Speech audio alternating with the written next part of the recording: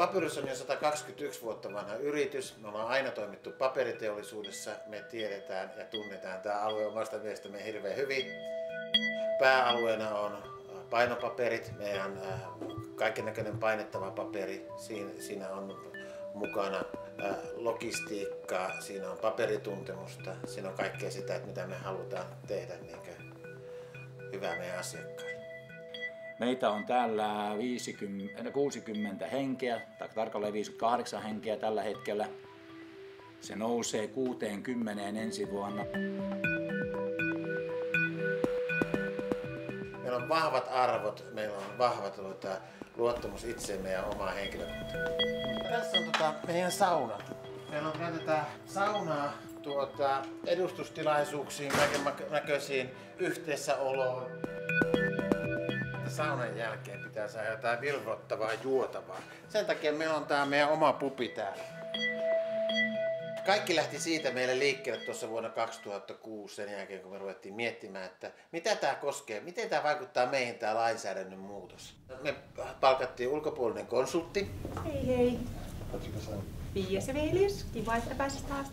Papyrus on ehkä tämmöisiä hyviä malliesimerkkejä siitä, miten tasa-arvosuunnitelma tosiaan kannattaa toteuttaa. Konsultin tehtävänä oli vähän katsoa meidän perään, auditoida meidän tasa-arvotilanne. Miten tasa-arvoisia meillä on palkat tässä yrityksessä, miten me kohdellaan toisiamme. Aistittiin, että on jotain, mikä niin sanotusti vähän mättää työilmapiirissä. Me ei kauhean kaukana oltu siitä tasa-arvoisesta työyhteisöstä, mutta tiettyjä asioita me saatiin tämän auditoinnin kautta, kuten vähän niin kuin tuloksena. Ja näistä me ollaan pyritty keskustelemaan ja viemään näitä asioita eteenpäin. Me puhutaan hyvin paljon asenteista, me puhutaan hyvin paljon käyttäytymisestä, se miten me huomioidaan se työtoveri.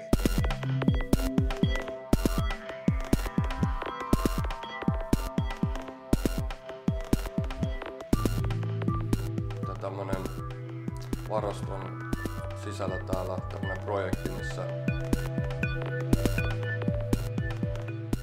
kaikki pääsi osallistumaan ja tehtiin yhteisiä pelisääntöjä. Työilmapiiri on varmaan tämän projektin jälkeen kyllä parantunut. Yritämme ihan vakavissamme tehdä läpinäkyvämmäksi sitä, miten me kohtelemme toisiamme ja ottamaan huomioon erilaiset erityisryhmät tai niin mies-naisasetelma. Henkilöstön tavallaan hyvinvointiin, mihin tämä tasa-arvosuunnitelmakin tähtää, niin siinä oli vaikuttava merkitys se, että päätettiin järjestää tosiaan nämä tämmöiset auditoinnit, nämä haastattelut. Poliittinen sitoutuminen sukupuolten väliseen tasa-arvoon on lisääntynyt viime vuosina. Useissa jäsenvaltioissa on hyväksytty lainsäädäntöä ja otettu käyttöön toimenpiteitä, joilla pyritään tasoittamaan sukupuolieroja ja saavuttamaan tasa-arvo miesten ja naisten välillä. Tämän sitoutumisen muuntaminen toimiksi ja edistykseksi kohti sukupuolten tasa-arvoa taloudessa on PK-yritysten tehtävä. Se koskee kaikkia yrityksessä työskenteleviä, työnantajia, päälliköitä, esimiehiä ja työntekijöitä. Se vaatii tietoa tekijöistä, jotka johtavat epätasa-arvoon. Asiantuntijaorganisaatiot ja konsultit voivat toimia tehokkaasti PK-yritysten kumppaneina, kun pyritään ymmärtämään mekanismeja sekä tarjoamaan metodeita ja työkaluja epätasa-arvon vähentämiseen. Yrityksiä voidaan auttaa alkuun hyvinvointia synnyttävän työpaikkaympäristön luonnissa. Me olemme yrittäneet Papyrus Finlandissa kerätä jonkinlaista tiimiä miettimään näitä asioita aina välillä, keskustelemaan asioista oikeilla termeillä, oikeista asioista ja saamaan semmoisen käsitteellisen viitekehyksen sille, mistä me puhutaan, kun me puhutaan tasa-arvosta. Tämän ympärillä me sitten olemme kehittäneet tämmöistä porukkaa, joka koostuu eri puolilta firmassa olevista henkilöistä, jotka kokoontuisivat aina välillä miettimään näitä asioita ja tekemään sitä niin sanottua käytännön tasa-arvotyötä. Meillä on minun mielestäni hyvä työilmapiiri, että koitetaan ottaa kaikki toisemme huomioon ja kunnioittaa ihmisenä toisiamme, vaikka ollaankin erilaisia ihmisiä. Kaikkia ihmisiä otetaan huomioon ja pyritään siihen, että kaikilla on hyvä olla täällä töissä. Laki velvoittaa hyvin pitkälle menevään palkkaukselliseen tasa-arvoon. Palkkausjärjestelmä tarkoittaa sitä tasa-arvolain näkökulmasta, että samanlaisesta työstä pitäisi maksaa suurin piirtein samaa palkkaa. Konsulttien kanssa yhdessä käytiin läpi meidän palkkausjärjestelmä ja onko palkkaeroilla minkäännäköistä perustetta. Se, miten tämä on yritetty toteuttaa Papyrus Finland Oy:ssä, lähtee siitä, että olemme kerta kaikkiaan arvioineet kaikki työt, kaikkien työpisteiden ja kaikkien työtoimien vaativuustason. Pois lukien varasto, jossa on sopimuspalkat.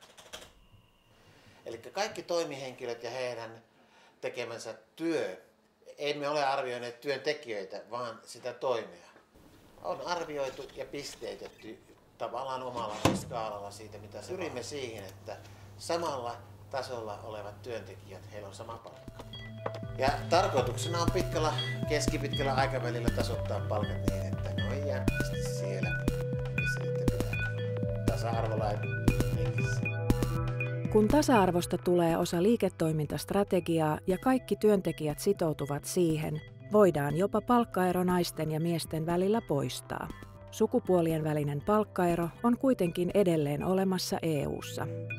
Se on työmarkkinoiden epätasa-arvon näkyvin tulos. Ei ole mitään syytä siihen, että samassa asemassa olevat ja samoja tehtäviä tekevät naiset ja miehet ansaitsevat eri palkkaa. Tämän vuoksi yritykset eivät saa pidettyä taitavia naisia töissä ja he menettävät heidän potentiaalinsa ja resurssinsa. Huolehdi sukupuolten tasa-arvosta ja huolehdit omasta yrityksestäsi. Tasa-arvoisen työyhteisö, niin siitä on vastuussa kaikki. Tämä on meidän kaikkien yhteinen asia.